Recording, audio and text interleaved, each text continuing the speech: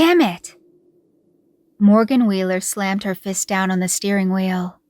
Easing her blue sedan to the side of the road, she parked and turned off the ignition. Where the hell am I?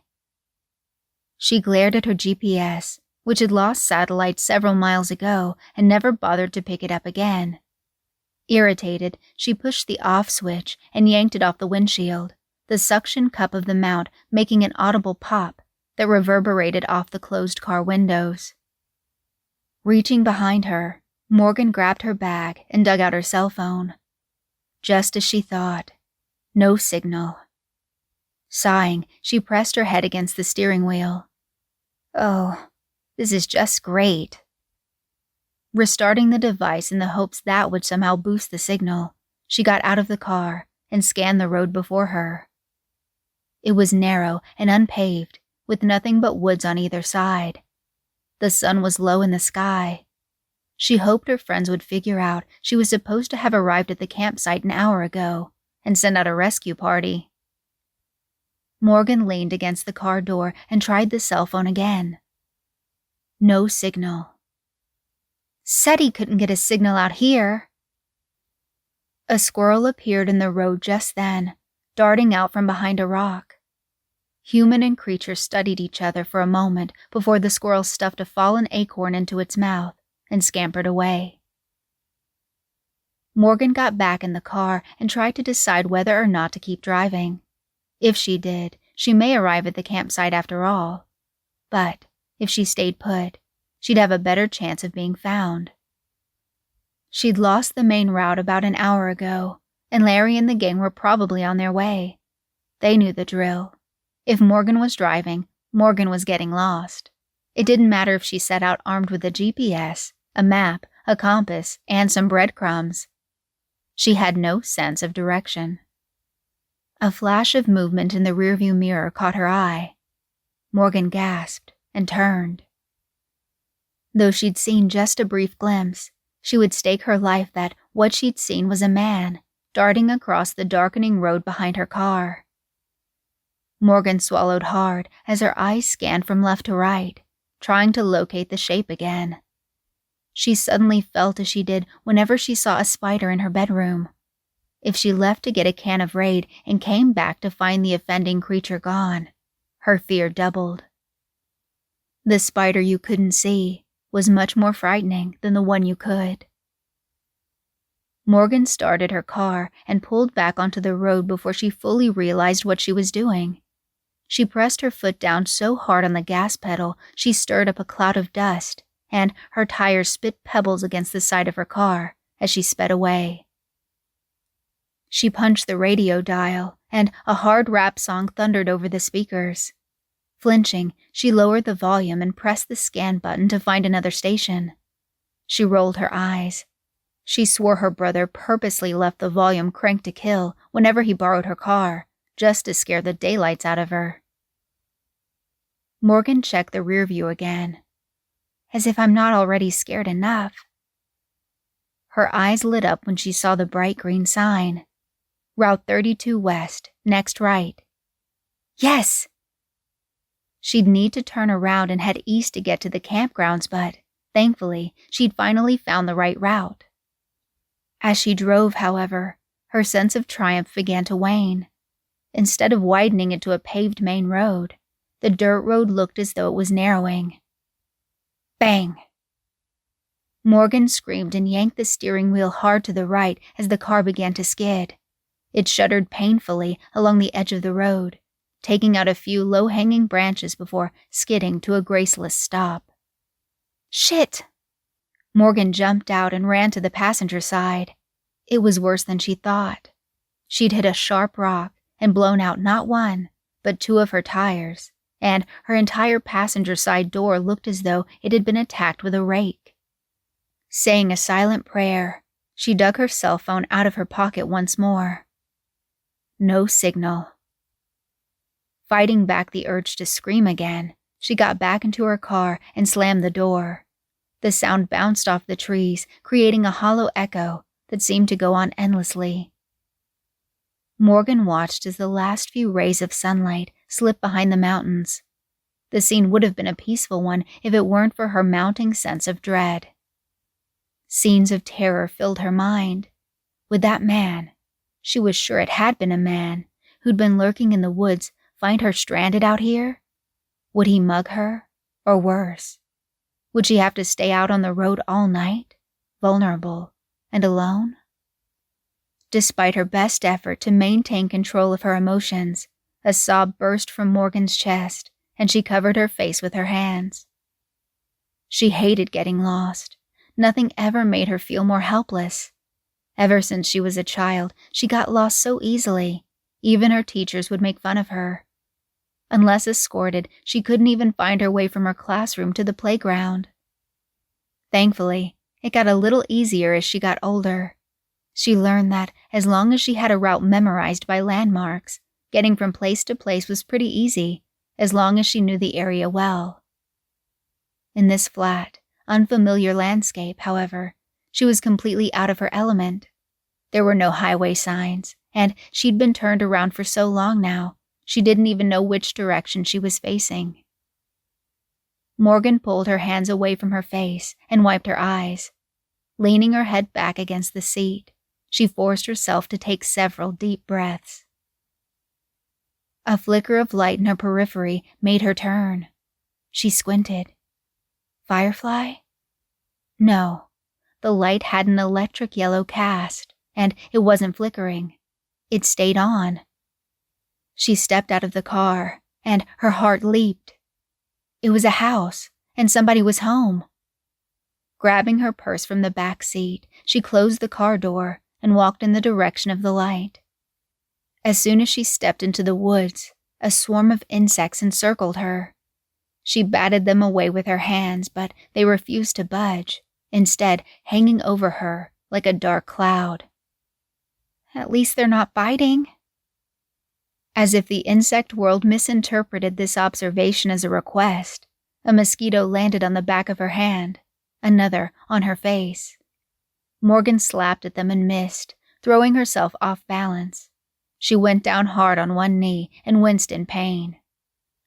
Using a nearby tree for support, she righted herself and brushed off her jeans. Hobbling a bit now, she continued onward. As she walked closer to the light source, she could see what she thought was a house was actually a log cabin. It looked like something out of a storybook. The cabin was small and made of a light-colored wood. As Morgan climbed the stairs, she saw that the open porch had an old-fashioned chair swing.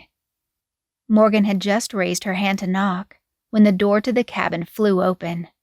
She gasped, jumping backward.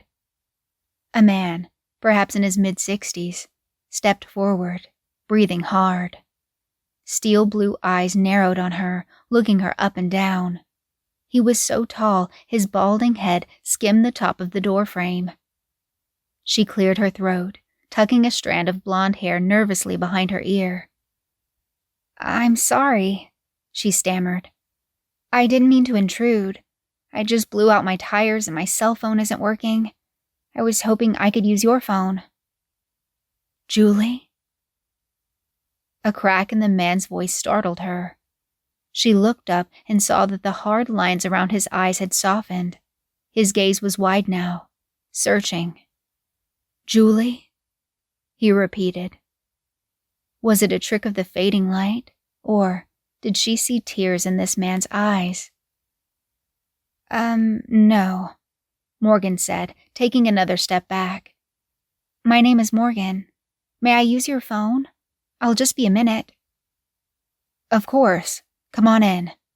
He stepped backward, opening the door wide for her to pass. Morgan hesitated. The man smiled.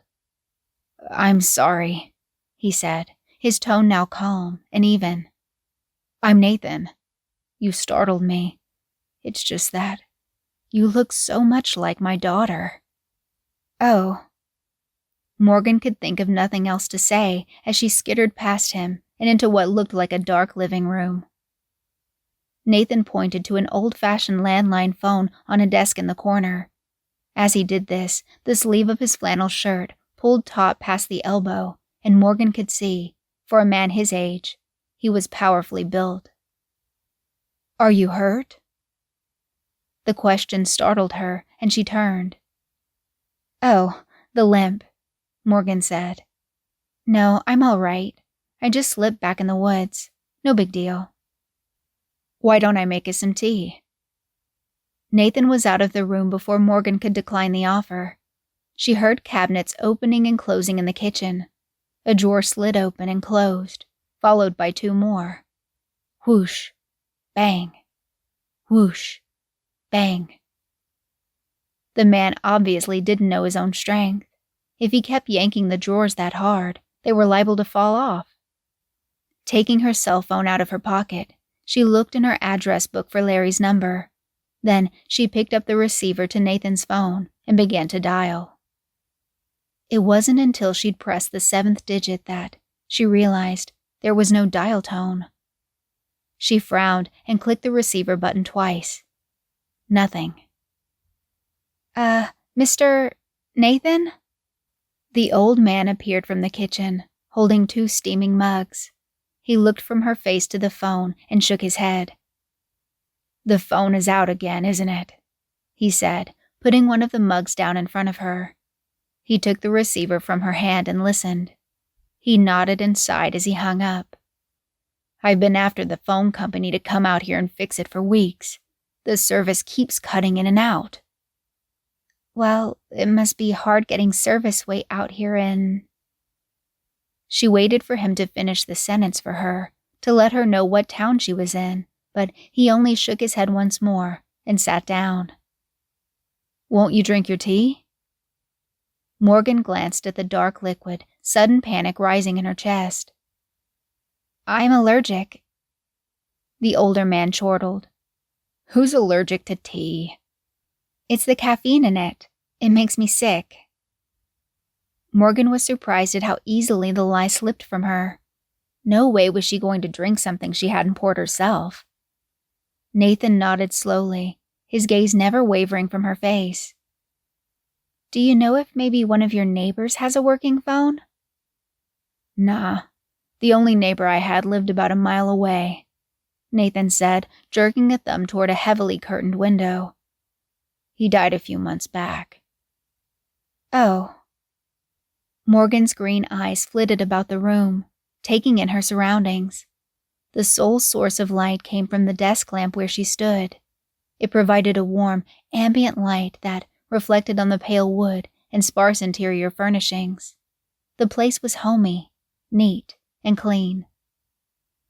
Her eyes landed on Nathan again, and she quickly looked away.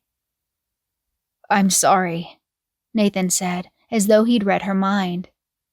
"I know I'm staring. Let me show you something." Morgan watched as one of his large hands slipped down to his pants. For one terrible second, she thought he was going to do something lewd, but then he reached into his pocket and pulled out a photo. When he handed it to Morgan, her eyes widened at a dark stain along the inside of his flannel sleeve. He didn't seem to notice. "This is my daughter, Julie." She took the photograph and turned it over. Her mouth dropped open. The picture had to have been taken over a decade ago, but Nathan was right. Morgan and Julie could have easily been sisters. She sank down in the chair opposite the old man, her fear suddenly replaced by awe and curiosity. "My God." "It's uncanny, isn't it?" When Morgan looked up, she saw an echo of the emotion she'd seen earlier. "Where's your daughter now?" Nathan heaved a deep sigh. The chair creaked as he leaned back. "She died." "I'm so sorry." Morgan handed back the photograph quickly, no longer wanting it in her hand. "It was cancer. She was only 19. "Wow." She'd be in her 30s now, probably married with children of her own. "You'd be a grandfather." Nathan nodded. "Did you have any other children?" "I have a son, but we haven't spoken in years." Morgan caught sight of a framed photograph, hiding in a shadowy corner of the desk. Is this him? She examined it. The man looked to be in his mid-40s. He had his arms draped over an attractive brunette about the same age. Yes, that's Fred and his wife, Ginger. Nathan took the photograph from her and studied it. I've never even met her. This photo came in a Christmas card last year. I think it was mailed by mistake.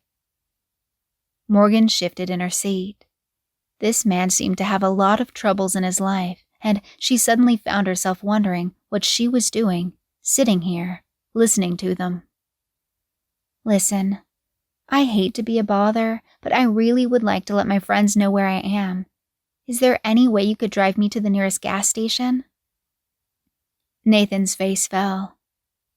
I can't do that. Morgan felt a twinge in her chest.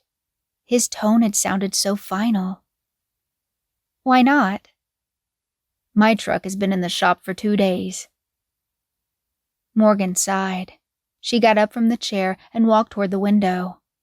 Pulling back the drapes, she looked outside. From where she stood, she could just make out the outline of her own vehicle, sitting uselessly in the road. Tell you what. Morgan could hear the chair creak again as Nathan got to his feet behind her. Why don't you spend the night here? Sleep on the couch? Morgan turned and narrowed her eyes on the old man. Nathan held his hands up in defense and, once again, Morgan saw the dark stain. It ran all the way down the length of his arm. I won't lay a hand on you. I sleep upstairs. Morgan eyed the front door. If she tried to go for it, would he try and block her way? How will I get to town in the morning? My buddy, Sam, from the general store, always stops by on Saturdays to drop off supplies. He'll take you into town. Morgan's shoulders tensed. She crossed the room and went to the door. He made no move to stop her. I hope you don't plan to walk in the dark. His concern sounded genuine. She opened the door and stepped out onto the porch. The night air was crisp. The temperature had dropped significantly since the sun had gone down. Morgan looked back at the old man standing in the middle of the living room. It was then that she was struck by how out of place he looked in comparison to his surroundings. He looked like a lumberjack or a hunter who spent all his days in the wood, and here he was, in a tiny cabin done in soft pastels and filled with dainty furniture, serving tea, no less. Still, despite his threatening stature and awkward appearance, there was an almost helpless, pleading quality to him. He looked lost. Morgan felt a sudden rush of pity for him. This time, her smile was genuine as she crossed the threshold and closed the door. Morgan pulled an old, battery-powered radio out of her purse and slipped the buds into her ears. Nathan had just gone upstairs, yawning and ready for bed. In spite of his strangeness, she'd found herself warming to the man as the hours wore on. He'd invited her into the kitchen with him, and she'd watched him putter around as he made them both soup. She figured there was little possibility of him poisoning something canned. Plus, she'd been starving. He'd used a pot to heat the soup, surprising her by explaining he didn't know how to use a microwave. Morgan couldn't even imagine that. She'd listened while he told her stories of being in the military and his childhood in Vermont. When the subject of his deceased daughter came around again, Morgan found Nathan's intense stare no longer bothered her. It was obvious to her now that he was just a lonely old man. Settled now under knitted blankets on a plump couch, Morgan flipped the station dial and picked up nothing but static. She pulled out the antenna and aimed the radio at the window. A Sarah McLachlan song filled her ears, and Morgan closed her eyes. She was just beginning to drift off to sleep when a break in the music snapped her back to reality. Last seen traveling west on Route 32. Again, this man is considered armed and dangerous. Do not approach under any circumstances. Please call your local authorities if you believe you have seen him. We will have updates on the Riverview breakout as we receive them." The broadcast ended and the song resumed. Morgan sat bolt upright, her breath catching in her throat. She flipped off the radio and pulled out the earbuds. Riverview? The psychiatric hospital? A cold thrill of fear radiated through her like someone had touched the tip of a knife to her spine. Once again, the memory of the blurry shape in her rearview mirror popped up. Could that have been him? Morgan got out from under the covers and stood up. She inched towards the desk where she'd seen a lamp earlier. She needed the light on for comfort. She was about to flick the switch when she saw the shadow of a hulking shape pass by the picture window. She gasped, dropping behind the desk. "Nathan?" Her voice came thin, shaky. When she glanced up again, the visage was gone. Moving up on tiptoes, she held her breath as she crept toward the stairs. Every nerve alert as she climbed, she kept her back to the upper landing. A sudden gust of wind rattled the windows. The porch swing creaked. "Nathan?" She wished he could hear her. She didn't know how much protection the old man could afford her, but at least he was built powerfully enough to scare off an intruder, especially in the dark. Her foot hit the smooth floor of the landing, and she turned around. In the dark, she could make out the outline of 2 wooden doors on either side of a narrow, windowless hall. She gripped the handle of the one on the left and opened it slowly, saying a silent prayer the hinges wouldn't squeak. They didn't. "Nathan?" A thin stream of moonlight poured in through a small, open window, and Morgan realized she was standing in the doorway of a bathroom. She was just about to close the door when she noticed the oddly shaped rug spread out along the tiled floor. She took a step forward and peered at the shape, her brain trying to make sense of the strange design. As she inched forward, a glint of light rose up off the surface. She gasped and stepped back. The thin white curtains of the window flapped toward Morgan, like ghostly fingers reaching out. She had to close it. She couldn't chance the maniac getting into the house. She stepped forward onto the rug and her foot slipped. Biting back a scream, she looked closer and realized what she thought was a rug was a puddle of water. But why was it so dark? Something indistinct dangled from beneath the shower curtain. Morgan turned. As though she were no longer in control of her own body, she watched her right hand move the shower curtain aside and reveal the foot beneath its edge. There were 2 people in the tub. It was filled with dark water. In the moonlight, Morgan could see that the bodies, submerged, naked and blue, once held the souls of the couple she'd seen in the photograph downstairs. The people Nathan claimed to be his son and daughter-in-law. The woman's eyes were still open, dark hair matted to her face. Clutched in the man's left hand was a long, white shirt, torn at the sleeve. Realization came crashing into her like a punch to the gut. Nathan. The shirt would fit Nathan perfectly. No. Jerking back in horror, Morgan nearly slipped into the puddle of blood again, but she righted herself just in time. Her heart hammered in her chest, her eyes went wide, and her breath was coming in short, shallow gasps. Nathan had done this. He wasn't the owner of this house. He was the escapee from Riverview, and he was still in the house. Morgan gasped and clapped a hand over her mouth. Moving cautiously into the hall, she moved her eyes left, right, and left again. The spider she couldn't see. Where was he? A noise from downstairs nearly stopped her heart. Hot tears spilled down Morgan's cheeks and right hand as she clamped it over her mouth even tighter. No, please. Oh God. Why did I agree to stay here? Because an old man told me some made-up story about a dead daughter, and an estranged son? What is wrong with me?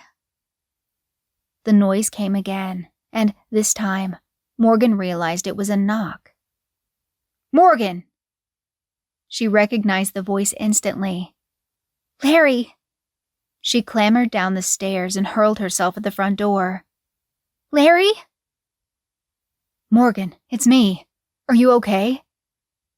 Morgan opened the door and threw herself into her friend's arms. We have to get out of here. We have to get out of here now. Larry pulled her away and held her at arm's length. His eyes darted down to her socks.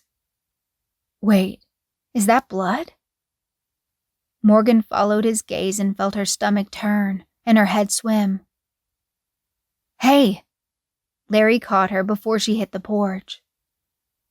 There are dead people in the bathroom, Morgan said, numbly. What? What are you talking about, Morgan? Morgan looked up into Larry's face, her eyes glassy and wide. What made you come here? When you didn't show up, I figured you got lost, and I doubled back on Route 32 to find you.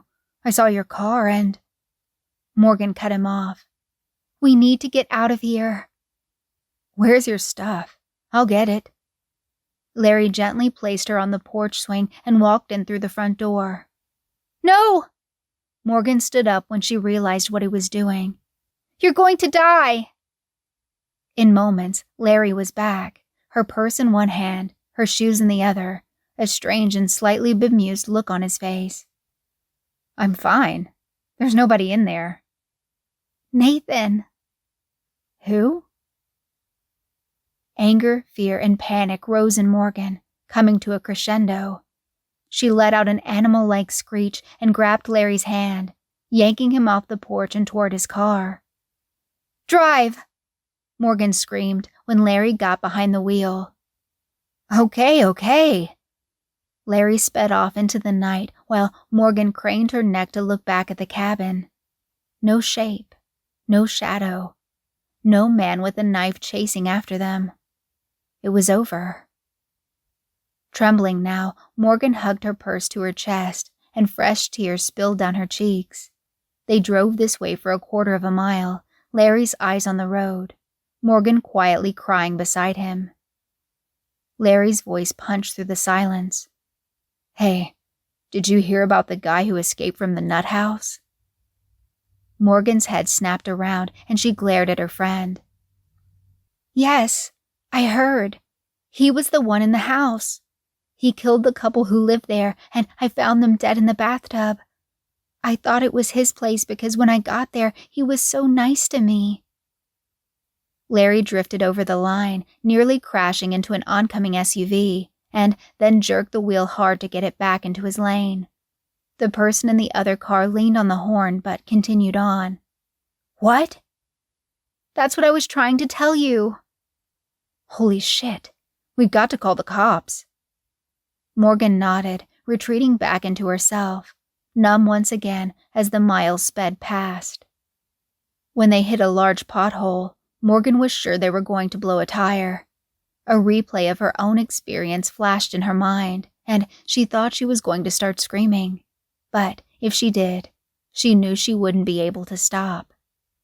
In that same moment of hitting the pothole, something popped out of the side pocket of her purse and fluttered to the ground. Morgan stared at the photograph of Julie, her doppelganger, Nathan's long-lost daughter. Fingers trembling, she reached for the photo and regarded it carefully. Just then, the car went under a headlight, and Morgan could see through the image to the back of the photograph. There was writing. She turned it over and read it. Julie, I understand. Thank you for coming back and reminding me of who I used to be. I'll always love you. Dad.